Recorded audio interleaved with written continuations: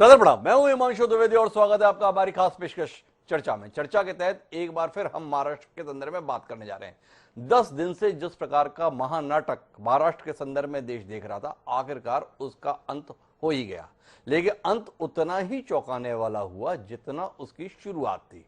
इसीलिए आज का हमारा विषय है भाजपा का साया शिंदे राज आया। कमाल हो गया, भारतीय जनता पार्टी ने आखिरी मौके पर ऐसा दांव चला जिसकी कल्पना कोई भी नहीं कर पा रहा था।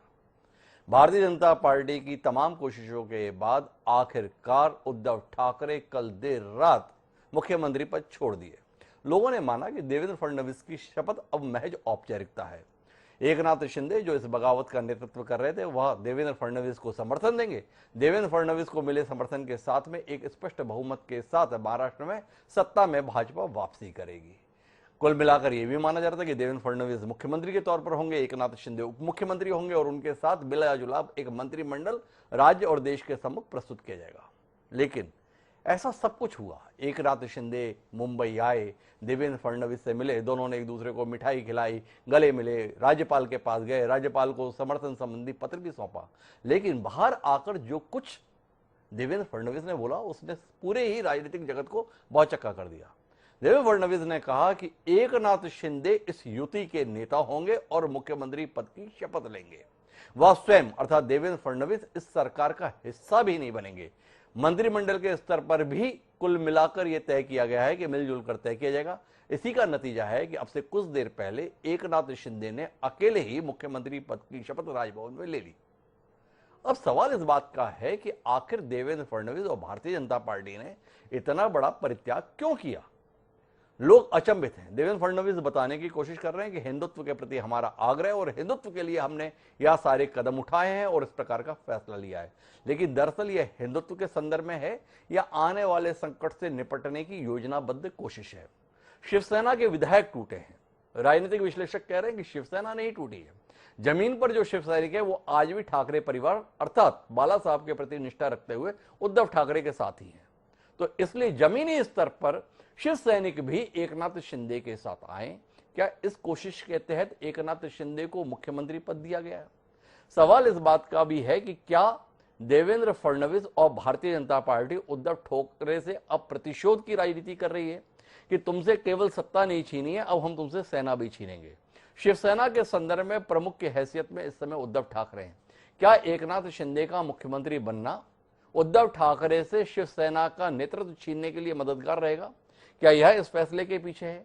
क्या यह साथ वस्तुतः इस विधानसभा का पूरा कार्यकाल करा देगा या मध्यावधि चुनाव के लिए महाराष्ट्र को जाना पड़ेगा? यह भी सवाल लोगों की जहन में। तो ऐसे तमाम मसले हैं जिन पर बात की जाने की जरूरत है। इस मसले पर चर्चा के लिए कई खास मेहमान हमारे साथ जुड़ रहे हैं, उनसे आपका परिचय कराएं और महाराष्ट्र के इस अंत के संदर्भ में घटनाक्रम के एक विस्तृत चर्चा करें। उससे पहले समय है आज के विचार सूत्र का।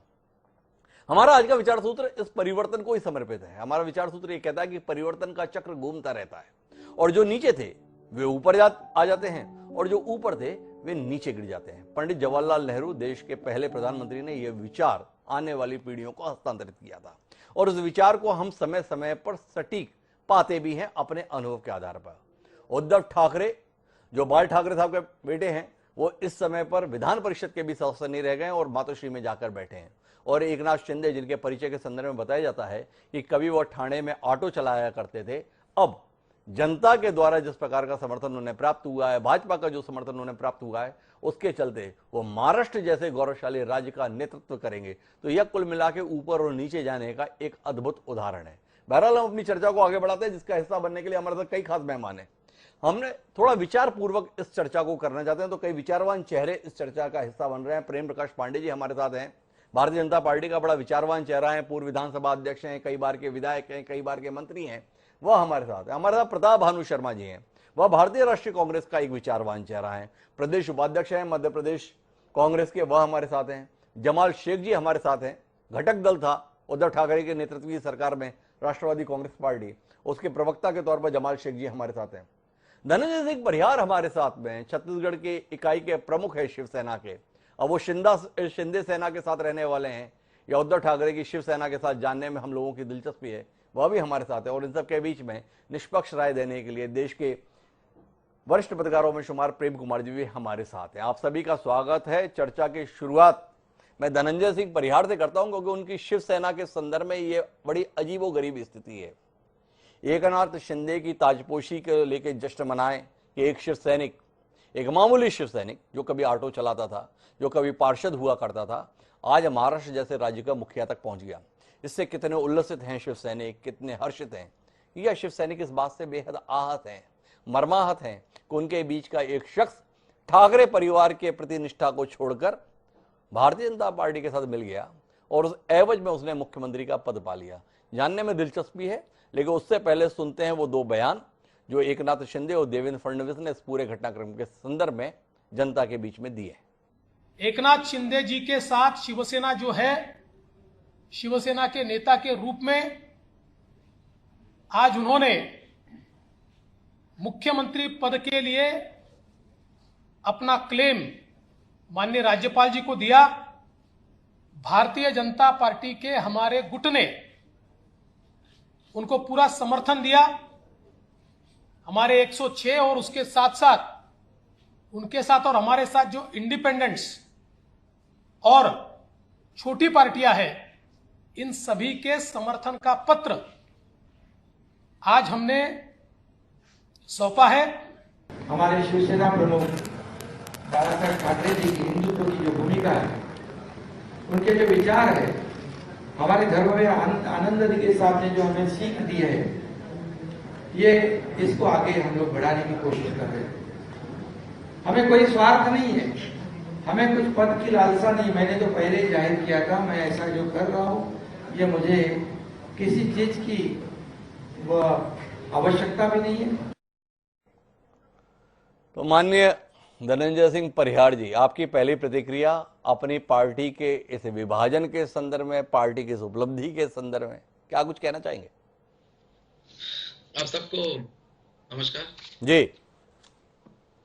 आदरणीय, एक तो इनको बधाई हो सबसे पहले, मुख्यमंत्री पद जैसा पद पाना, इतने नीचे से इतने ऊपर, जैसा आपने कहा, ये बहुत बड़ी बात है। और बाला साहब स्वर्गीय कहते थे कि शिवसेना का काम 80% जन कार्य और 20% सत्ता कार्य होता है जी। और सरकार तो आती और जाती है, सरकार चली गई जी। और हम लोग को लगता है कि संघर्ष तो शिवसेना ने लगातार जीवन भर से किया जी। फिर संघर्ष जारी रहेगा और संघर्ष फिर करेंगे और लगातार करते रहेंगे। ये जो सरकार कहा जा रहा है आज पूरे देश में कि हिंदुत्व के लिए गई, हिंदुत्व के लिए गई, ये 2.5 साल बाद हिंदुत्व याद आया। मेरे को ये चीज एक तो समझ में नहीं आ रही हम लोग को, कार्यकर्ताओं को, पूरे देश के, सिर्फ छत्तीसगढ़ अकेला नहीं, उत्तर प्रदेश भी, बिहार भी, यानी प्रदेश, पूरे देश के सभी लोगों से मेरी बातचीत हो रही। अब ये 2.5 साल बाद इनको अचानक से याद आया रेबल्स को कि ये मतलब हिंदुत्व के लिए जा रही। तो चूंकि आपने चुनाव लड़ा था तीर कमान पर, शिवसेना के चुनाव चिन्ह पर, यह बात सही है कि भाजपा के अलायंस के साथ में, और जो वोट मिला था वो भाजपा के साथ ही पार्टी सत्ता को बैठना चाहिए था जी। अब जब 2.5 साल बचा, इनको लग रहा है कि एंटी जाएगा इनके, इसीलिए इन लोगों ने पाला बदला। ऐसा पूरे देश के शिव सैनिकों को लग रहा है, आम लोगों को लग रहा है, और ये भी लग रहा है कि ये शायद कहीं ना कहीं पे कुछ खरीदी, कुछ फरोख्त हुआ है, इस वास्ते ये लोग सब पलटे हैं। तो आम शिवसेना में, शिवसेना का संगठन आज भी वहीं का वहीं है, जो उद्धव जी के ऊपर और सेना भवन के ऊपर विश्वास करता है। और हम लोग को लगता है कि गड्ढे और मार पड़ती है, आने वाला वक्त सुधार लेंगे और शिवसेना वापस बहुत ताकत से उभर के सामने आएगी, ऐसा हम लोग को लगता है। तो कुल मिला के धनंजय परिहार जी, आप एकनाथ शिंदे की मुख्यमंत्री के पद पर शपथ को एक शिव सैनिक की शपथ नहीं देख रहे हैं, आप इसे एक गद्दार की शपथ के तौर पर देख रहे हैं, एक विश्वासघाती की शपथ के तौर पर देख रहे हैं। एक विश्वासघाती के द्वारा मुख्यमंत्री पद पाने के एवज में अपनी पार्टी के साथ धोखा दिया गया, इस रूप में देख रहे हैं? आदरणीय, हम लोग इसको इस स्थिति में देख रहे हैं कि ठीक है, आप पार्टी से अलग हट गए, किसी को कोई बात नहीं, सकारात्मक है, उनको लगा कि अलग हटना था, अलग हट गए। लेकिन अब अगर शिवसेना पार्टी अपने हिसाब से, जैसे टिकट हमने दिया था, अगर हम इनको निष्कासित करते हैं, तब ये कौन सी पार्टी बनाएंगे, तब ये किस पार्टी में जाएंगे, तब इनका संवैधानिक पद क्या होगा, यानी बहुत सारे प्रश्न अभी अंधेरे में। और जो हिंदुत्व का राग अलापे हैं सभी ने, जो भाजपा ने भी, कांग्रेस, भाजपा ने, और हमारे जो रेबल्स शिव सैनिक सारे जो विधायक हैं, मैं इनसे ये जानना चाहता हूं कि इस 2.5 साल में इन्होंने ऐसा कौन सा हिंदुत्व का आमूल चूक काम किया है कि जिसपे ये बोल सके कि हाँ हमने ये काम किया। हिंदुत्व का काम करने के लिए शासन बोलेगा और शासन नहीं बोलेगा, ऐसा नहीं होता। इन्होंने क्या किया है? इन्होंने क्या किया? धनंजय सिंह परिहार जी एक सवाल ये उठा रहे हैं, दूसरा ये पूछ रहे हैं कि आगे ये लोग करेंगे क्या, कौन सी पार्टी में जाएंगे, जबकि लोग सवाल ये कर रहे हैं उद्धव ठाकरे और उनके साथ में जो लोग हैं वो आगे कहां जाएंगे। ये सवाल लोगों के जहन में, क्योंकि सब कुछ पर काबिज तो इस समय एकनाथ शिंदे हो रहे हैं और भारतीय जनता पार्टी उसमें मददगार बनी हुई है। मैं जाना चाहता हूं प्रेम प्रकाश पांडे जी के पास, लेकिन उससे पहले प्रताप भानु शर्मा जी की प्रतिक्रिया लेना चाहता हूं। भारतीय जनता पार्टी सत्ता लोलुप पार्टी है, भारतीय जनता पार्टी विपक्षियों को रहने नहीं देना चाहती है, भारतीय जनता पार्टी और किसी के लिए कोई स्थान नहीं छोड़ती है, पर आज तो भारतीय जनता पार्टी ने कमाल कर दिया। 106 विधायक हैं भारतीय जनता पार्टी के पास, महाराष्ट्र के 288 वाले सदन में। इसके बावजूद भी देवेंद्र फडणवीस जैसा नेता होते हुए भी भाजपा ने फैसला लिया है कि हम एकनाथ शिंदे को मुख्यमंत्री बनाएंगे, उनको समर्थन देंगे, एक स्थिर सरकार महाराष्ट्र की जनता के लिए उपलब्ध कराएंगे। इस त्याग को, इस बड़े हृदय से लिए गए फैसले को प्रताप भानु शर्मा जी कितनी सराहना करने का मन आपका कर रहा है? कितने उल्लसित हैं भारतीय राजनीति में इस प्रकार के त्याग और तपस्या के फैसले को देखकर? कितना मन आह्लादित है आपका? देखिए डॉक्टर साहब जी, ये सब अपने आप में स्वयं में प्रसन्न होने की बात हो सकती है भाजपा के लिए जी, परंतु देश की जनता भारतीय जनता पार्टी और उनके नेताओं का चाल चरित्र और चेहरा समझ चुकी है जी, पहले मध्य प्रदेश, फिर राजस्थान में अस्थिर करने की कोशिश की जी, इसके बाद उन्होंने कर्नाटक में भी यही खेल खेला जी, अब जिस तरह से विधायकों का अपहरण करके ले जाया गया गुवाहाटी में जी, ये तो लोकतंत्र का चीरहरण हुआ है, इसमें प्रसन्नता की कहां बात हुई है? यदि संविधान का कसम खाने वाले लोग संविधान को दरकिनार करके सिर्फ कुर्सी की लड़ाई लड़ते हैं और पार्टी को तोड़ने के लिए ही काम कर रहे हैं भारतीय जनता पार्टी या बीजेपी के नेता, तो ये शर्मनाक बात है। बीजेपी पहले कह रही थी कि हमारा कोई हाथ नहीं है, ये शिवसेना की लड़ाई है। हर राज्य की सरकार को अस्थिर किया है इन्होंने, और फेडरल सिस्टम पे जिस तरह से ये मोदी सरकार, मोदी और शाह मिलकर अटैक कर रहे हैं, इसका तो सभी दूर घोर विरोध होना चाहिए।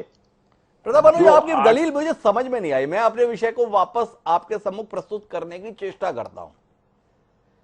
मेरा जानना इस बात को लेकर है कि क्या भारतीय जनता पार्टी के इस बड़े मन की, इस त्याग की आप सराहना नहीं करेंगे? ये बताइए, इतना बड़ा दल है, 106 सदस्य हैं सदन में, उसके मुकाबले आधे भी नहीं है एकनाथ शिंदे के पास। शिवसेना के 39 विधायक, साथ में 10 सहयोगी, तो भी 50, आधे से भी कम। फिर भी भारतीय जनता पार्टी ने फैसला लिया एकनाथ शिंदे मुख्यमंत्री होंगे इस गठबंधन के, और उनकी शपथ भी दिला दी। आपका हृदय भाव विभोर नहीं हो गया? भारतीय राजनीति में हम पिछले कुछ समय से देख रहे हैं, लोग मरे जा रहे हैं, कौन सा पद ना मिल जाए। उसमें भारतीय जनता पार्टी का इस बड़ा मन को देखकर, इस बड़े फैसले को देखकर आपकी आंखें सजल नहीं हो गई? मुझे इस बात पर जानने में बड़ी दिलचस्पी है। थोड़ा इस पर कुछ टिप्पणी कीजिए ना, इस उदारता पर, इस विराट हृदय पर, इस बड़े फैसले पर। हिमांशु जी, भाव विभोर होने का तो सवाल ही नहीं उठता है जी, जो भाव ताव करके सौदेबाजी की सरकार बनी हो, उससे भाव विभोर कैसे हो सकते हैं? ये तो खुद आप जानिए कि जिसके संख्या 100 से ऊपर है वो 50 की संख्या वालों को चीफ मिनिस्टर बना रहे हैं। ये सौदेबाजी नहीं है तो और क्या है? ये अंडरस्टैंडिंग नहीं है? ये या तो उनकी मजबूरी है या सौदेबाजी है। और जनता के मिले हुए मैंडेट को जिन्होंने जिस तरह से तोड़ा है, उसकी जितनी भी भर्त्सना की जाए उतना कम है, जितनी भर्त्सना की जाए कम है। लेकिन प्रताप भानु जी उस विषय को स्पर्श नहीं कर पा रहे, उन्हें लग रहा है सौदेबाजी है। अब क्या सौदेबाजी है ये बता नहीं पा रहे। लेकिन जमाल शेख जी को लग रहा है, जो राष्ट्रवादी कांग्रेस पार्टी के प्रवक्ता हैं, कि उनके पास इस विषय पर कहने के लिए बहुत कुछ है, वो इशारा कर रहे हैं। तो मुझे जाना प्रेम प्रकाश जी के पास था, जिन्होंने या जिनकी पार्टी ने इतना बड़ा फैसला लिया है। लेकिन उससे पहले जमाल जी की बात सुन लेते हैं। जी जमाल जी। कि हमारे कांग्रेस के प्रवक्ता वो क्लियर नहीं कर पा रहे हैं जी। देखिए, ऐसा है कि जो पिछले 10 दिन में महाराष्ट्र की राजनीति में जो एक खेल चला है भाजपा की तरफ से जी, ये खेल महाराष्ट्र और देश की जनता को बखूबी समझ में आ गया कि इसके पीछे मास्टरमाइंड जो है केंद्र सरकार है और देवेंद्र फडणवीस जी है, जो पिछले 31 महीने से सरकार में आने की लालसा में वो बार बार महाविकास आघाड़ी के मंत्रियों को टारगेट कर रहे थे और उसके बाद में फिर उन्होंने शिंदे को अपने विश्वास में लेके ये जो है ये शिंदे गुट बना के शिवसेना को तोड़ने का काम किया।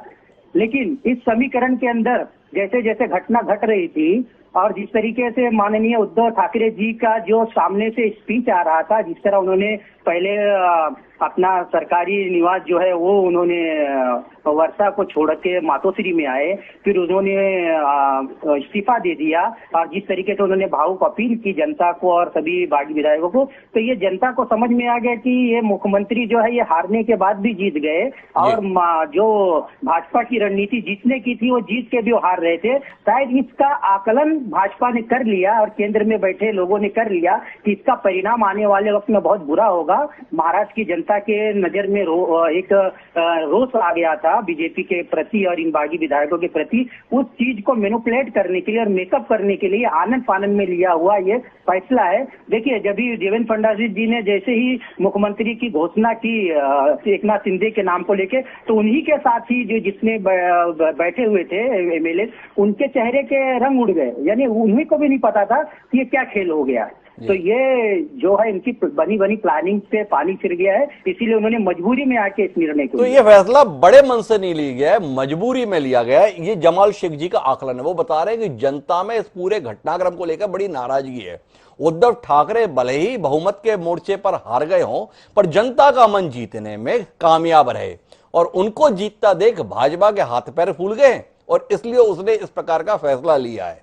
प्रेम प्रकाश पांडे जी मेरे साथ में हैं, विचारवान राजनीतिज्ञ हैं, विचारों की पार्टी भारतीय जनता पार्टी है। उनसे ही समझने की कोशिश करते हैं कि किस बड़े मन से या किस दूरगामी रणनीति के तहत यह फैसला लिया गया है। जी प्रेम प्रकाश जी। देखिए हिमांशु जी, अब तो परिणाम आ गया जी। जो लोग कल तक इस बात को कहते थे जी कि भाई भारतीय जनता पार्टी सत्ता प्राप्ति के लिए जी इनके अंदर या दलों को तोड़ फोड़ कर रही है, अभी भी सारे लोग यही बोल रहे थे जी। ये बात प्रमाणित हो गया कि भाई भारतीय जनता पार्टी सत्ता के लिए नहीं कर रही थी जी, बल्कि उस विचार के लिए जिस विचार को लेकर के 2019 में जब चुनाव हुआ था और उस समय शिवसेना भारतीय जनता पार्टी को महाराष्ट्र की जनता ने एक मैंडेट दिया था, उस मैंडेट का अपहरण जी उद्धव जी, शरद पवार जी और कांग्रेस ये सब लोग मिलकर के जो किए जी, और 2.5 साल तक जो उस विचार के खिलाफ गए जो बाला साहब ठाकरे का विचार था जी, तो शिवसेना के अंदर ही बगावत हुई। बहुत सारे लोगों ने कहा कि 2.5 साल बाद कैसे पता चला। साहब 2.5 साल बाद पता नहीं चला। कोई भी चीज होती है पहले दिन होती है, धीरे धीरे जब आप पानी गर्म करते हो तो पहले 1 डिग्री 2 डिग्री, जब 100 डिग्री पे आ जाता है तो उबलता हुआ दिखा। 2.5 साल में ये उबलता हुआ दिखा जो इस परिणाम में आया जी। अब यहाँ पर मैं समझता हूं कि भारतीय जनता पार्टी ने इतना सुंदर निर्णय लिया जी कि ये अपने आप में एक मिसाल होगी जी। इस बात को मैं व्यक्तिगत तौर पर ऐसा सोचता था कि ऐसा हो जाए, लेकिन आम तौर पे ऐसा जैसे सब लोगों के लिए आश्चर्य था ऐसा होगा ये मैं भी नहीं मानता था, क्योंकि हम लोग भी न्यूज चैनल और सबको ये देखते हुए कि भाई देवेंद्र फडणवीस जी जो है आगे चल रहे हैं। वास्तव में ना तो शिवसेना से भाजपा को परहेज था ना उद्धव ठाकरे जी से था, लेकिन उद्धव ठाकरे जी जिस तरीके से एनसीपी और कांग्रेस के अंदर चले गए, और आप बताइए बहुत फेडरल की बात लोग कर रहे हैं जी। एक आदमी जेल में है जी, मंत्री है, मंत्री रहते हुए वो जेल में, उससे मंत्री पद नहीं छिन रहे हैं। अब इससे बड़ा तो मैं समझता हूँ गैर संवैधानिक कार्य कहीं नहीं हुआ। संविधान की जितनी बातें कही गई हैं सारे मामले पर सब लोग सुप्रीम कोर्ट गए। सुप्रीम कोर्ट की जब बात आ गई कि भाई फ्लोर टेस्ट होना है, सबको मालूम था कि भाई आंकड़े नहीं है, आंकड़े नहीं है, इसके बावजूद भी पिछले 7 दिन से सरकार ये चला रहे थे नैतिकता की बात ये कर रहे हैं। तो इसलिए अब तो बड़ा स्पष्ट है कि नहीं, अभी स्पष्ट नहीं है प्रेम प्रकाश जी, कुछ सवाल हैं जो आपसे करना बड़ा जरूरी है। आपके इस उदारता को, इस सुंदर फैसले को देखते हुए आपसे जानना ये चाहता हूं कि ये हिंदुत्व के प्रति आपका प्रेम, हिंदुत्व के प्रति आपका समर्पण, बाल ठाकरे के विचारों के प्रति आपकी आस्था, यह अचानक 31 महीने बाद इतनी प्रबल क्यों हो गई? एकनाथ शिंदे को तो 2019 के चुनाव परिणाम के बाद ही शिवसेना ने अपने विधायक दल का नेता चुना था। उद्धव ठाकरे ने उस समय चाहा था कि 2.5 साल के लिए मुख्यमंत्री का पद शिवसेना को दिया जाए, 2.5 साल के लिए भाजपा अपने पास रखे। उस समय ना तो आपको हिंदुत्व याद रहा, ना बाल ठाकरे के विचार याद रहे, ना ही आपको गठबंधन याद रहा। उस समय आपको मुख्यमंत्री पद ही दिखाई दे रहा था। अगर 2.5 साल पहले आपने एकनाथ शिंदे को वैसे ही शपथ दिला दी होती जैसी अभी दिलाई है, तो नौबत यहां तक आती कैसे? एक गैर हिंदुत्व आदि सरकार, एक अवसरवादियों की तथाकथित सरकार को लाने के लिए अस्तित्व में आपको कितना जिम्मेदार ठहराया जाए और इसके लिए क्या सजा आप अपनी मुकर्रर करना चाहेंगे, ये जानने में देश को दिलचस्पी आज बहुत होगी। थोड़ा रोशनी देंगे प्रेम प्रकाश जी जैसा विचारवान राजनीतिज्ञ कि आपको 2.5 साल बाद मन उदार करने की और ये बड़ा फैसला लेने की जरूरत क्यों महसूस हो गई? जी जी बिल्कुल मैं बोलता हूँ, इसलिए ये लेना पड़ा। 2.5 साल पहले जो मैंडेट हुआ था और उस मैंडेट में बहुत साफ बात थी जी, मोदी जी ने भी सभाओं में इस बात की घोषणा की थी कि भाई फडणवीस जो है मुख्यमंत्री होंगे जी, और पहले भी बड़ी पार्टी होती तो शिवसेना को उसमें आना था साथ में। लेकिन उद्धव ठाकरे जी की अपनी जो अहंकारी नीति रही और जी। उसके कारण कि नहीं मैं ही बनूंगा, क्योंकि उद्धव ठाकरे जी को उसमें मुख्यमंत्री बनना था और उद्धव ठाकरे जी ने अपने मुख्यमंत्री बनने के लिए उन्होंने कहा कि बाला साहब ठाकरे बनेंगे। आप बताइए, उद्धव ठाकरे जी मुख्यमंत्री हैं, आदित्य ठाकरे जी मंत्री हैं। अब ऐसा मंत्रिमंडल तो भाजपा के साथ तो हो नहीं सकता था जी। तो इसलिए जो परिस्थिति बनी जी। इसके अनुसार भाजपा जो है विपक्ष में बैठी और जब ये अवसर आया है तो निश्चित तौर पर जो लोग वास्तव में वहां से आपने खुद कहा और एकनाथ शिंदे जी की एक शिव सैनिक जो ऑटो चला करके यहाँ से वहां तक पहुंचे हैं, तो एक जमीन का आदमी जो पहुंचा वहां पर जब पहुंचा है तो बिल्कुल भाजपा ने ये जमीन का आदमी मेहनत से पहुंचा या अपनी पार्टी को बेचकर पहुंचा, ये सवाल लोगों के जहन में है।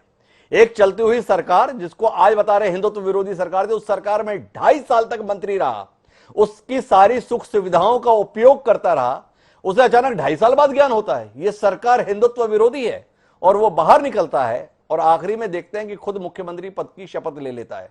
अगर प्रताप भानु शर्मा जी इसके बाद कह रहे हैं कि ये सौदेबाजी की सरकार है, सौदे के तहत अस्तित्व में आई हुई सरकार है, तो प्रेम प्रकाश जी उनके आरोपों को खारिज कैसे करें? क्योंकि अगर हिंदुत्व के लिए इतना समर्पण था तो 2.5 साल पहले ही ये समझौता साथ दिख जाता। एकनाथ शिंदे को शपथ दिला लेते, उद्धव ठाकरे को आप कह रहे हैं उन्हें मुख्यमंत्री बनना था, आदित्य ठाकरे ने प्रस्ताव रखा था 2.5 साल पहले विधायक दल की बैठक में शिवसेना के कि एकनाथ शिंदे विधायक दल के नेता हों, तो फिर जाकर उद्धव ठाकरे बीच में आ कैसे गए? नहीं, ये तो अभी सब कहने की बात हुई है। पिछले 7 दिनों में सारे टीवी में सब बातें हो रही थी, पहले आने नहीं देंगे, घुसने नहीं देंगे, फिर अपील होना, फिर ये होना। जब बगावत हो गई और बगावत होने के बाद क्या महाराष्ट्र की जनता को कोई ऐसे ही छोड़ देता? बगावत हुई है, सरकार बनाने के लिए जो सक्षम आंकड़े चाहिए था, आंकड़े लेकर के एकनाथ शिंदे आए। हाँ, भारतीय जनता पार्टी ने बिल्कुल उदारता के साथ कि हाँ हमारी चूंकि वैचारिक समानता पहले भी हम लोगों ने साथ में काम किया था और अधिकतम लोग इस विचारधारा के साथ जुड़ करके गए। आज 40 से अधिक विधायक शिवसेना के उनके साथ हैं, तो इस आधार पर भारतीय जनता पार्टी ने तो बड़ा दिल ही करके कहा, बड़ा दिल ही दिखाया है। बार बार प्रेम प्रकाश जी की दलील है, इसे उदारता के तौर पर देखा जाए या अवसरवादिता के तौर पर थोड़ा समझने की कोशिश प्रेम कुमार जी से करते हैं कि प्रेम कुमार जी आपको इसमें बड़ा दिल दिख रहा है या बड़ी सोच दिख रही है? एकनाथ शिंदे आ गए, 40 विधायकों के साथ आ गए, पर शिवसेना अभी भी जमीन पर मौजूद है। क्या भारतीय जनता पार्टी उद्धव ठाकरे को पूरी तरह सबक सिखाना चाहती है? बताना चाहती है कि 2.5 साल पहले तुमने जो किया है उसकी कीमत केवल सत्ता गंवाकर नहीं चुकानी पड़ेगी, तुम्हें अपने हाथ से वो संगठन भी छोड़ना पड़ेगा जो संगठन तुम्हारी पहचान है। दरअसल एकनाथ शिंदे के हाथों महाराष्ट्र की कमान देकर शिवसेना की कमान वो थाम पाए, इसका रास्ता प्रशस्त किया है भारतीय जनता पार्टी ने। कैसे भारतीय जनता पार्टी के आप रणनीति के तौर पर देखते हैं या प्रेम प्रकाश पांडे जी या तमाम भाजपा के नेता अपनी उदारता के तौर पर बता रहे हैं, उस दृष्टि से ही आप साथ रहना पसंद करते हैं? अंशु जी, बीजेपी के लिए ये सबसे बड़ी सफलता है जी कि उसने उद्धव सरकार को गिरा करके, जो एनसीपी और कांग्रेस के समर्थन से थी, गिरा करके वो एक अपनी सरकार बना रही, ये सफलता है जी। लेकिन इसके साथ साथ रणनीति भी है, और रणनीति इस रूप में है, हमें देखनी पड़ेगी कि वो ये मैसेज दे रही है बीजेपी कि हम भूल सुधार करने जा रहे हैं जी। आप बोलेंगे भूल सुधार क्या है? तो भूल सुधार, जो भूल 2019 में हो गई, जिसकी चर्चा अभी डिबेट में भी हुई जी। कि 2019 में एक भूल भारतीय जनता पार्टी से हुई। ये शिवसेना जैसी पार्टी, जो हिंदुत्ववादी पार्टी, सैद्धांतिक रूप से उनके करीब की पार्टी, वो उनसे छिटक गई, बिदक गई, और सिर्फ बिदकी नहीं, जा करके एनसीपी और कांग्रेस के साथ में मिलकर सरकार बना रही। और ये सवाल बीजेपी के भीतर भी अक्सर उठते रहे हैं, चर्चा में भी, कि जब हम नीतीश कुमार को मुख्यमंत्री बना सकते हैं तो उद्धव ठाकरे को हमने क्यों नहीं बनाया। और ये विमर्श रहा है अंदर अंदर, और आगे भी अभी इस डिसीजन के बाद ये सवाल उठेगा कि यही काम बीजेपी ने तब 2019 में क्यों नहीं किया। जी। 2019 में जो होना चाहिए था वो 2022 में कर रहे हैं, तो ये भूल सुधार है। एक तो ये बात हुई। दूसरी बात है कि रणनीतिक रूप से बीजेपी पर जरूर ये आरोप लगते हैं कि वो जो उनके साथ जाती है उस पार्टी को वो खत्म करने का काम करती है। तो शिवसेना के साथ बीजेपी का लंबा संपर्क और संबंध रहा। इतना बड़ा संबंध तो उनका किसी के साथ नहीं रहा। दूसरे नंबर पर अकाली आते हैं, उसके बाद नीतीश कुमार जी आते हैं, ये लोग साथ में रहे। लेकिन हर पार्टी को तोड़ने का काम बीजेपी ने किया है, और इस बार भी वो दिखता नजर आ रहा है। क्या उद्धव ठाकरे को इसलिए स्वीकार, पार्टी जो उनकी सहयोगी थी उनको वो तोड़ना चाहते थे? क्या तोड़ने के लिए उन्होंने 2.5 साल का इंतजार किया?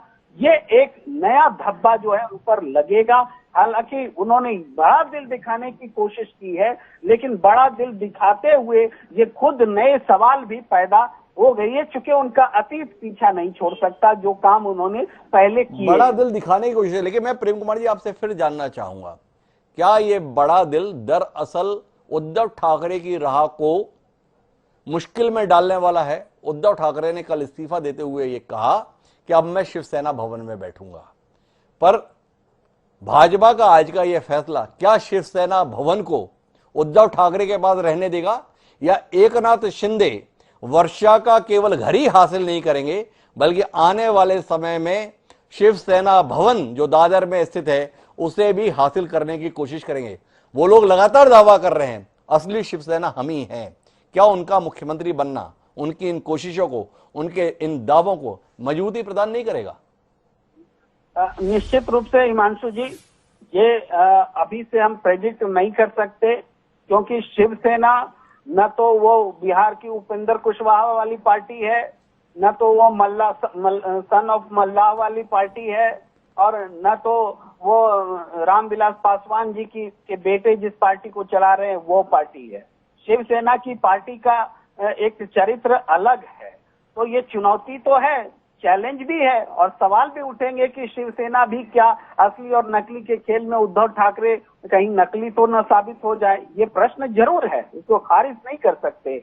लेकिन उद्धव ठाकरे की शिवसेना बहुत अलग किस्म की शिवसेना है। मेरा अपना आकलन है कि इसको वक्त साबित होने में थोड़ा वक्त जरूर लगेगा, लेकिन उद्धव ठाकरे के साथ में मास बेस है।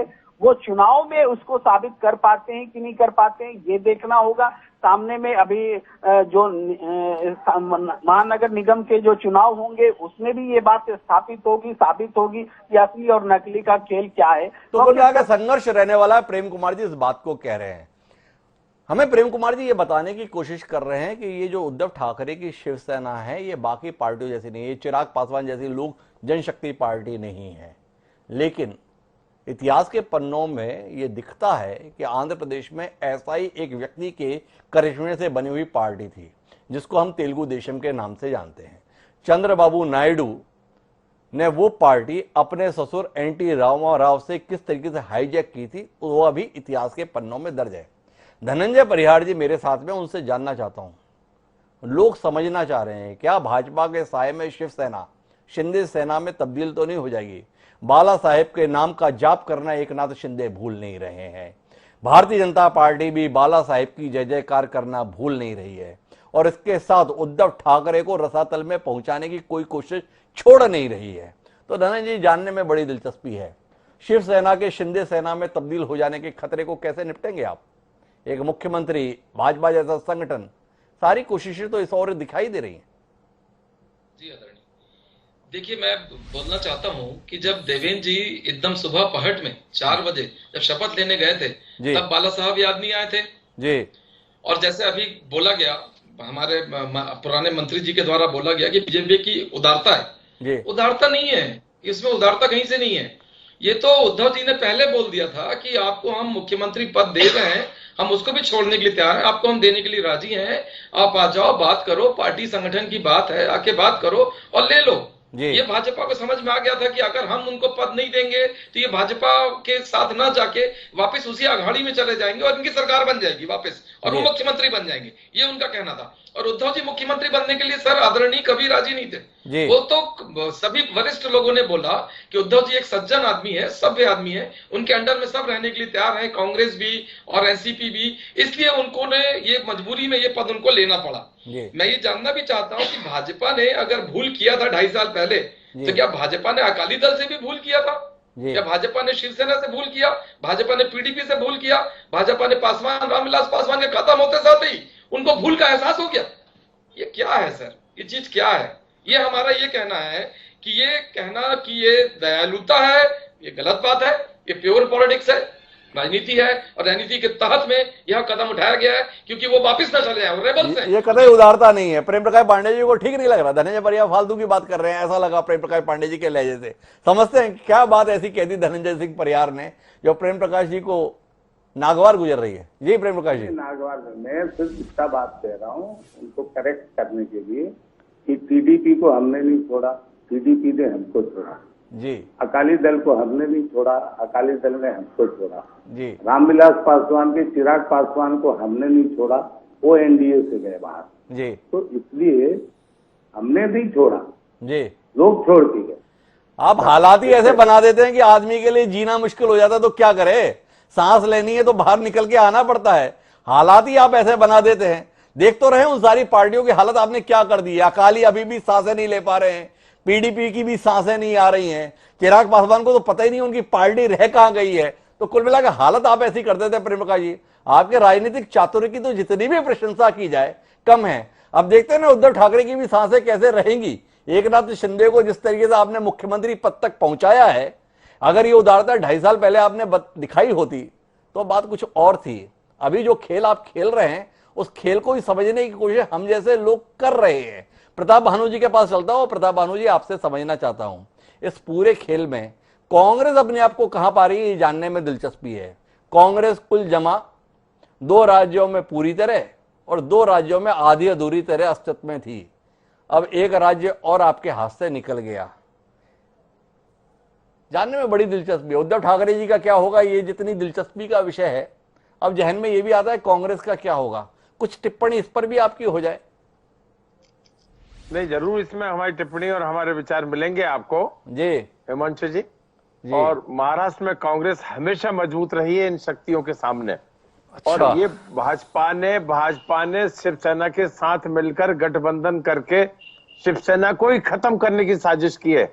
उसका असर कांग्रेस पे नहीं होगा, बल्कि पूरे महाराष्ट्र के लोग इस तरह के बीजेपी और शिवसेना को जो तोड़ने का काम भारतीय जनता पार्टी के नेतृत्व ने या केंद्रीय नेतृत्व ने किया है, जो मौका परस्ती बनाई है और महाराष्ट्र को एक अस्थिर सरकार, एक सौदेबाजी की सरकार दे दी है। जी। इसका पूरा पूरा फायदा अगले चुनाव में जब भी 2.5 साल के बाद आएगा, कांग्रेस को स्पष्ट बहुमत के रूप में हम देखते हैं। एक रोचक बात पूछना चाहता हूं प्रताप भानु शर्मा जी।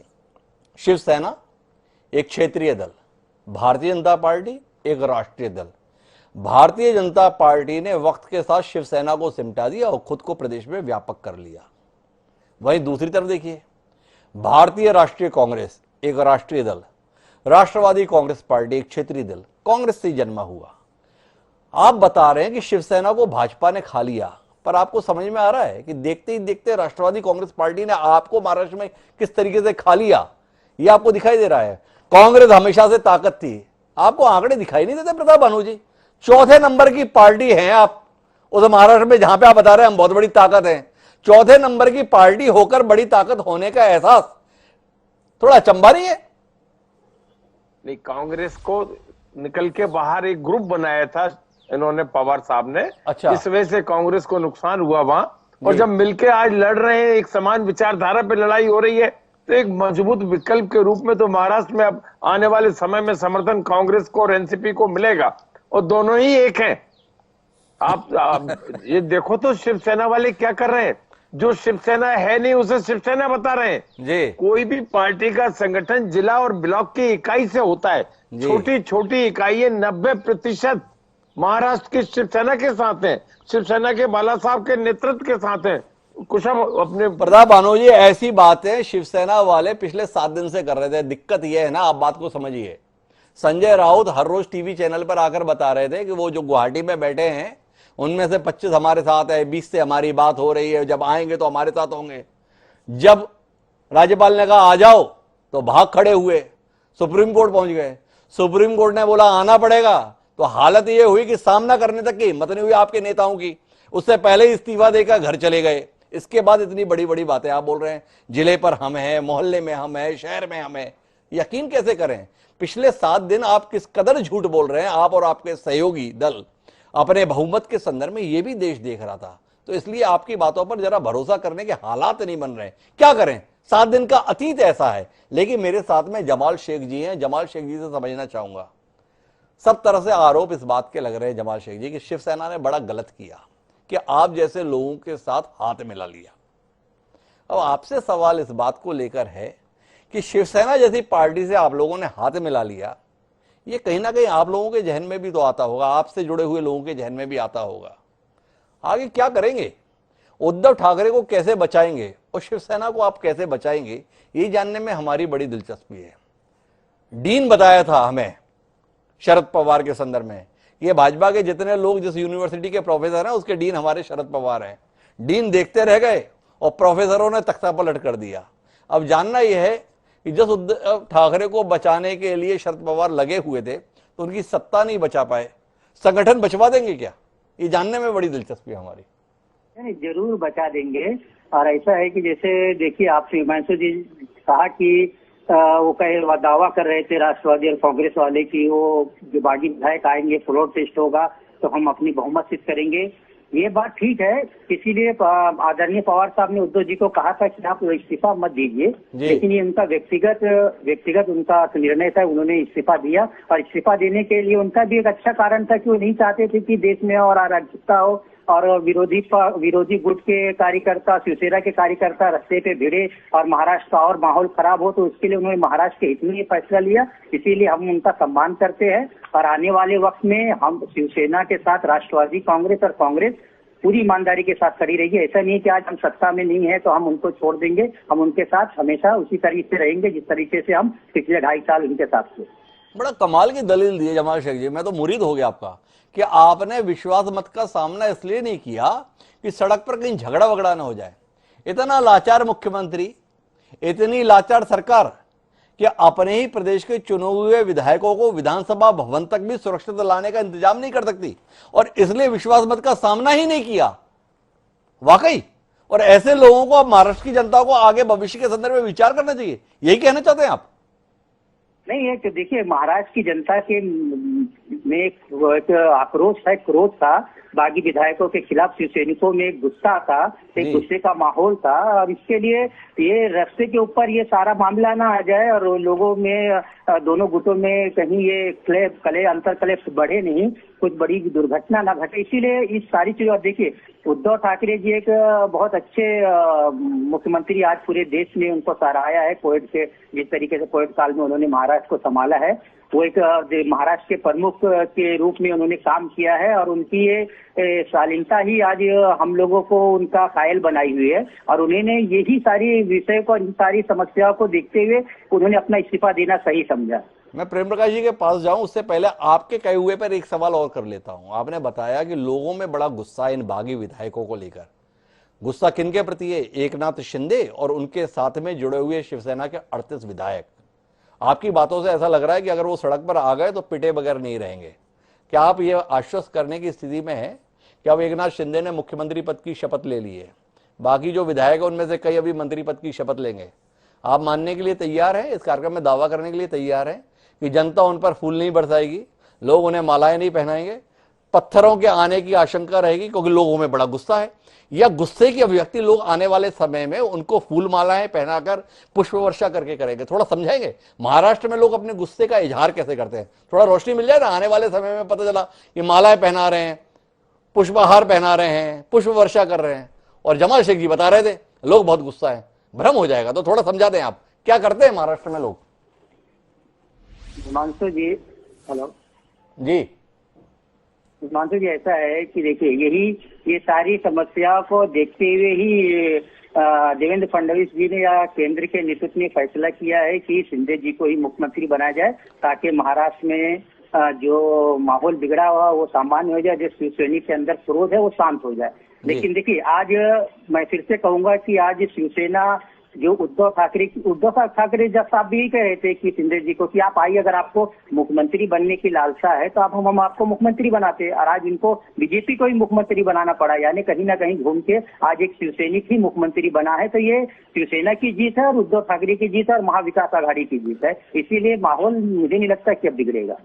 तो कुल मिलाकर एकनाथ शिंदे का मुख्यमंत्री बनना शिवसेना की जीत है, ये मान लिए माननीय हमारे साथ में जमाल शेख जी। लेकिन मैं प्रेम प्रकाश पांडे जी वापस आपके पास रुक करना चाहता हूं और आपसे ये जानना चाहता हूं कि आपकी ये उदारता के संदर्भ में आशंकाएं बहुत है। आशंकाएं इस बात को लेकर हैं कि ये उदारता कब तक बनाए रखने वाले हैं आप? थोड़ा इसमें रोशनी देंगे। अभी भी तकरीबन 2 साल 5 महीने का समय बाकी है महाराष्ट्र विधानसभा का। लोग जानना चाहते हैं ये उदारता महीनों तक रहेगी या पूरे समय तक रहेगी जब तक महाराष्ट्र विधानसभा का कार्यकाल है? नहीं, ये तो पूरे समय तक रहेगी जी। और मुझको लगता है जो अभी एनसीपी के प्रवक्ता जी जो बोल रहे थे जी कि लोग सड़कों पे ना आ जाएं, और उनसे आप पूछ रहे थे कि पत्थर बरसते क्या होता, राजनीति में सबने देखा है। और अब शिवसेना, उद्धव सेना, बाल साहब सेना, इनकी तो जो होगा, लेकिन एक बात जरूर हुआ कि उद्धव ठाकरे जी अपने आखिरी क्षणों में शरद पवार जी के चंगुल से निकल गए, और इसलिए उन्होंने आखिरी कैबिनेट में संभाजी नगर, उस्मानाबाद का नाम बदलना, तो ये जो निर्णय उन्होंने लिया और जाकर के सीधे उन्होंने इस्तीफा दे दिया। वास्तव में तो वो जिस दिन वर्षा भवन छोड़े थे उसी समय अगर वो इस्तीफा दे देते तो उद्धव जी और ये कहलाते, लेकिन वो शरद पवार जी थे पीछे में शिवसेना को समाप्त करने में पूरे शरद पवार की रणनीति थी। 2.5 साल पहले भी अगर शिवसेना का कोई शिवसैनिक मुख्यमंत्री वो बनाए रहते तो आज ये दुर्गति उद्धव ठाकरे जी को नहीं देखनी पड़ती, क्योंकि बाला साहब जी मातोश्री से बैठ के संगठन का काम करते थे। आप दे इनको कि आप ही आइए आगे, तो उद्धव जी ने खुद कहा। और आप देखिए राजनीतिक दृष्टि से जो मराठवाड़ा क्षेत्र है वहीं पे एनसीपी और शिवसेना के बीच में ही संघर्ष होता है, और इसलिए जितने शिवसैनिक वहां से जो विधायक बागी हुए वो ये कह करके कि भाई एनसीपी का वहां प्रभाव बढ़ते जा रहा, आने वाले चुनाव में खत्म होगा। तो ये जो शिवसेना के अंदर की जो छटपटाहट थी जी, और उस शिवसेना जो बाहर निकल के आई जी, और जो वैचारिक रूप से हम लोगों के साथ चुनाव लड़ी थी, जी, उसके साथ जो है भारतीय जनता पार्टी खड़ी रही और आगे भी खड़ी रहेगी। आगे भी खड़ी रहेगी। एक बात बताइए प्रेम प्रकाश जी, मेरी जानने में दिलचस्पी है कि माननीय नरेंद्र मोदी जी की बात की कोई कीमत आपकी पार्टी के अंदर है कि नहीं है? यह सवाल इसलिए आ रहा है कि आपने खुद ही इस कार्यक्रम में अभी बताया कि जब चुनाव प्रचार हो रहा था तो नरेंद्र मोदी जी ने भी वोट ये कहते हुए मांगे थे कि अगर हमारा बहुमत आया, हमारे गठबंधन का बहुमत आया, तो देवेंद्र फडणवीस मुख्यमंत्री होंगे। आज पता चला जो देवेंद्र फडणवीस पिछले 2.5 साल से सम्मान की लड़ाई लड़ रहे थे, जो देवेंद्र फडणवीस भारतीय जनता पार्टी की ओर से चेहरा बनकर लोहा ले रहे थे, वो देवेंद्र फडणवीस जो हर स्तर पर इस लड़ाई के लिए अगुवा थे, आज उन्हें सबसे पीछे खड़ा कर दिया। तो थोड़ा बताएंगे कि आप एकनाथ शिंदे के प्रति इतना उदार होने के लिए देवेंद्र फडणवीस के प्रति इतने निर्मम क्यों हो गए, इतने क्रूर क्यों हो गए, और साथ साथ अपने पार्टी के सर्व प्रमुख अर्थात नरेंद्र मोदी जी के कहे हुए को भी झुठलाने के लिए तैयार क्यों हो गए? क्या ऐसा हासिल करने वाले हैं जिसके तहत आपने ये सब कर लिया? क्या आप ऐसा मानते हैं कि ये जो निर्णय हुआ होगा तो मोदी जी की इच्छा के विरुद्ध हुआ होगा? भाई आप ही बता दें, आपकी पार्टी तो बड़े लोकतांत्रिक तरीके से चलती है, एक व्यक्ति की राय मायने नहीं रखती है, तो कौन सी बड़ी बात है भाई? नरेंद्र मोदी जी तो खुद भी अपने आप को प्रधान सेवक बताते हैं। पार्टी के संसदीय बोर्ड ने, पार्टी के वरिष्ठ नेताओं ने एक राय होकर फैसला किया कि मोदी जी आपने भले ही कहा था, अलग बात है, पर अभी हम फैसला पार्टी हित में ये कर रहे हैं। आपकी पार्टी में तो ये संभव है, आप ही बताते हैं। आपकी पार्टी व्यक्तिपरक नहीं है। सोनिया गांधी जी की मर्जी के बगैर कांग्रेस में फैसला नहीं हो सकता, राहुल गांधी के बगैर कांग्रेस में फैसला नहीं हो सकता, ये आप बताते हैं। पर भाजपा में सामूहिक निर्णय होता है, ऐसा आप बताते हैं, इसलिए मैंने पूछ लिया। अन्यथा मत लीजिए, नाराज मत होइए। नहीं, मैं यही बता रहा हूँ कि पार्टी ने जब ये विचार किया होगा और मोदी जी से इस बारे में सहमति ली गई होगी, तो बिल्कुल मोदी जी सहमत होंगे जी, क्योंकि पार्टी के निर्णय के खिलाफ न मोदी जी जाने वाले, न मोदी जी के निर्णय के खिलाफ पार्टी। तो पार्टी जब सामूहिक रूप से ही वो निर्णय हुआ है और उस सामूहिक निर्णय में वहाँ के एक एक व्यक्ति जो जिम्मेदार लोग हैं, वो जिम्मेदार लोगों की सहमति से ये निर्णय हुआ है, इसलिए उसमें मोदी जी की भी सहमति होगी जी। लेकिन फडणवीस जी के साथ ऐसा क्यों किया आपने? ये सवाल तो आपने इसका उत्तर देना नहीं चाहा। आप केवल पूरी मेहनत ये बताने में कर लिए कि देखिए जो भी फैसला है वो मोदी जी की सहमति के साथ है। वो तो हमें भी पता है, हमने तो केवल आपसे जानना चाहा प्रेम प्रकाश जी कि भाई अपने नेता के कहे हुए के सम्मान के लिए कुछ तो ध्यान रखा कीजिए। उन्होंने महाराष्ट्र की जनता से कहा था, आप ही बता रहे थे, और अभी फैसला एकनाथ शिंदे का बनाने का ले लिया। तो मोदी जी के कहे हुए, मोदी जी के वादे का क्या रहा? एक सवाल ये, और दूसरा देवेंद्र फडणवीस ने 2.5 साल तक जो परिश्रम किया, जो अपमान सहा, जो पीड़ा सही, जो संघर्ष किया, उसके कोई मायने नहीं रहे। ये जानने में फडणवीस जी ने ये निर्णय खुद लिया। आप देखो, कल तक जो मैं समझता हूँ पूरा देश भी और सारे लोग, जो विधायक दल था वो भी फडणवीस जी को नेता बना करके भेजा था जी। और फडणवीस जी ने ये खुद निर्णय लिया आने वाले समय में जो महाराष्ट्र के हित में जो निर्णय हो सकता था, और उन्होंने जहां वो चाहते तो अपने मुख्यमंत्री पद का दावा कर सकते थे या पार्टी के नेताओं से समझा करके, लेकिन मुझको लगता है कि इसमें इनिशिएटिव फडणवीस जी ने लिया होगा और पार्टी के जो राष्ट्रीय नेतृत्व है वो सबने सहमति दी होगी और उस आधार पर फडणवीस जी के निर्णय को सबने ओके किया होगा। और फडणवीस जी ने जो महाराष्ट्र, पहले पार्टी को बड़ा बता रहे थे, अब फडणवीस को बहुत बड़ा बताने की कोशिश प्रेम प्रकाश पांडे जी कर रहे हैं। और फडणवीस जी कल से जिस तरीके से मिठाइयां खा रहे थे, मुख्यमंत्री पद के संदर्भ में सारे समर्थक उनको मिठाइयां खिला जा रहे थे, तब तो ऐसा कहीं से नहीं लगा कि फडणवीस ऐसा उदार व्यवहार करने वाले हैं। फडणवीस के साथ अत्याचार भी कर दिया और उसके साथ साथ उनके विराट व्यक्तित्व का प्रदर्शन भी प्रेम प्रकाश जी कर दिए। धनंजय परिहार जी को लग रहा है कि इसमें उन्हें हस्तक्षेप करना चाहिए। एक बार सुन लेते हैं धनंजय जी की बात। जी धनंजय जी, फडणवीस जी के सम्मान के लिए कुछ चिंता आ गई आपके मन में? जी आदरणीय, वो तो 2.5 साल से लगातार कोशिश कर रहे थे कि कैसे गवर्नमेंट को अस्थिर करके गिराया जा सके, क्योंकि उनको बहुत व्यक्तिगत तौर पर बहुत अपमानजनक महसूस होता था। और जब सरकार गिरा दिए, सरकार गिरने की स्थिति में कुछ रेबल्स की वजह से हो गई और सरकार बनाने की जब बारी आई, वो मिठाई खा रहे हैं, सारे लोगों को दिख रहा है, पूरे देश को दिख रहा है, सबको लग रहा था। मैं इस बीच में एक और खबर आपसे साझा करता हूं। प्रेम प्रकाश पांडेय जी के द्वारा फडणवीस जी के सम्मान में और अपनी पार्टी के सम्मान में इतना कुछ कहा गया। अभी अभी खबर ये आई है प्रेम प्रकाश पांडेय जी, आपकी जानकारी के लिए, कि सम्माननीय जगत प्रकाश नड्डा जी, जो भारतीय जनता पार्टी के राष्ट्रीय अध्यक्ष हैं, उन्होंने कहा है कि मेरा मानना है कि देवेंद्र फडणवीस को उप मुख्यमंत्री पद को स्वीकार कर लेना चाहिए। कुछ कहना चाहेंगे प्रेम प्रकाश जी इस उदारता के संदर्भ में, इस विराटता के संदर्भ में पार्टी के?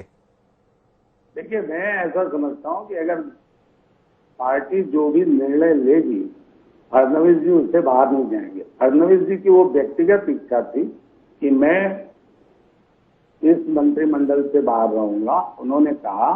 और अब अगर पार्टी जो विचार करेगी तो पार्टी में सब तरह के विचार के बाद जो निर्णय आएगा, मुझको लगता है फडणवीस जी कहाँ बाहर जाएंगे। तो अब थोड़ा बताइए तो सही माननीय प्रेम प्रकाश जी, 106 सदस्य वाली भारतीय जनता पार्टी के विधायक दल का नेता इस सरकार में उप मुख्यमंत्री के तौर पर शपथ ले, इस राय पर पहुंच गई है पार्टी। वाकई सत्ता की चाह है, नेता के सम्मान की परवाह है, या कुछ और है? कितना असहज महसूस कर रहे हैं स्वयं प्रेम प्रकाश पांडेय जी माननीय राष्ट्रीय अध्यक्ष के इस विचार के साथ?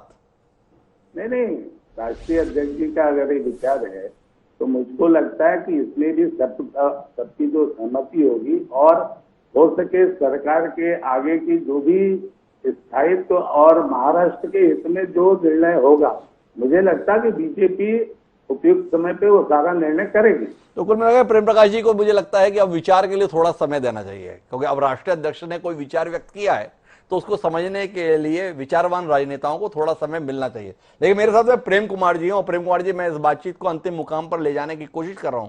आपसे समझना ये चाहता हूं कि कुल मिलाकर एकनाथ शिंदे मुख्यमंत्री पद की शपथ ले लिए, सरकार भी अस्तित्व में आ ही जाएगी, बाकी मंत्रियों की शक्ल तय हो जाएगी, लेकिन इन सब के बीच में अब उद्धव ठाकरे के लिए आगे की राजनीति कितनी मुश्किल रहेगी? क्या वाकई आप नहीं मानते हैं कि एकनाथ शिंदे का मुख्यमंत्री बनना उद्धव ठाकरे के लिए एक बड़ी चुनौती रहेगा शिवसेना पर उनका वर्चस्व साबित करने के लिए? या आप खारिज करते हैं कि कोई फर्क नहीं पड़ेगा, उद्धव ठाकरे के नेतृत्व में शिवसेना आगे ही बढ़ती रहेगी?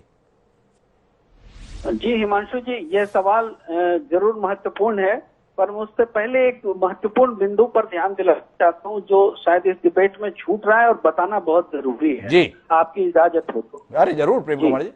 जी, मैं ये कह रहा हूँ कि जो व्हिप वाला मामला है जी, क्योंकि व्हिप के मामले अभी अदालत में ओवरऑल प्रकरण तो है 11 और 12 जुलाई तक के लिए, कम से कम 11 जुलाई तक के लिए फंसा हुआ जी, और जो डिप्टी स्पीकर है तो इनकी योग्यता, इनके प्रति अविश्वास का सवाल उठा हुआ है। वो जिस बिंदु पर वो बात कर रहे हैं उस पर मैं प्रेम प्रकाश जी से ही थोड़ा सा, चूंकि वो विधानसभा की कार्रवाई के भी विशेषज्ञ, उनसे बात कर लेता हूं।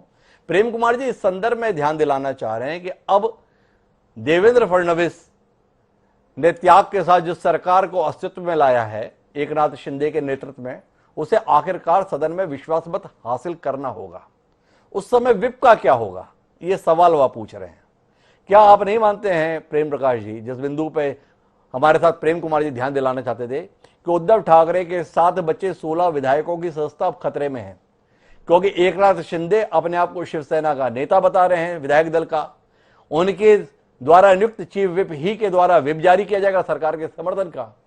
संकट रहेगा बहुत बड़ा उद्धव ठाकरे के साथ खड़े हुए 16 विधायकों के लिए कि वह एकनाथ शिंदे की मुख्यमंत्री पद पर ताजपोशी के समर्थन में वोट दें या खिलाफत में वोट दें। खिलाफत में वोट देंगे तो सस्ता जाएगी, और समर्थन में वोट देंगे तो उद्धव ठाकरे की इज्जत क्या रह जाएगी? देखिए, विप जो अभी विधायक दल के नेता एकनाथ शिंदे हैं जी, और एकनाथ शिंदे को मान लिया गया है, तो विप जारी करने का जो अधिकार है वो जो विधायक दल का नेता रहता है वही विप अपॉइंट करता है जी। तो विप उसी के द्वारा अपॉइंट होगा और विप उसी का माना जाएगा पहला। तो ये एक रहेगी उस समय प्रक्रिया में। और मुझको लगता है कि मुख्यमंत्री जिस दिन ये शपथ लेंगे उसके बाद अध्यक्ष भी घोषित हो जाएगा, तो जो सुप्रीम कोर्ट का मामला है, सुप्रीम कोर्ट में जो लोग भी याचिका करता है वो अपने आप शायद ये याचिका। तो मैं वापस प्रेम कुमार जी के पास रुक करता हूं, जिन्होंने इस विषय पर चर्चा करना चाहा था। आज दोपहर में जब हम कार्यक्रम कर रहे थे तो हमने इस विषय पर विस्तार से बात भी की थी, हमारे साथ देवेंद्र वर्मा जी भी उस समय जुड़े थे। तो प्रेम कुमार जी, उद्धव ठाकरे के लिए केवल शिवसेना को बचाए रखने की चुनौती नहीं है। अगर आपने जिस बिंदु पर ध्यान दिलाया उस पर बात करें तो अभी तो उद्धव ठाकरे के लिए अपने साथ बचे खुचे 16 शिवसेना विधायकों की सदस्यता बनाए रखने की भी एक चुनौती होगी। इत्तेफाक रखते हैं आप आपके द्वारा उठाए गए बिंदु के संदर्भ में? हाँ, बिल्कुल। ये उद्धव ठाकरे जी के लिए जितनी बड़ी चुनौती है उससे ज्यादा बड़ी चुनौती नई सरकार के लिए होगी, चूंकि ये फैसला 21 जून से होना है।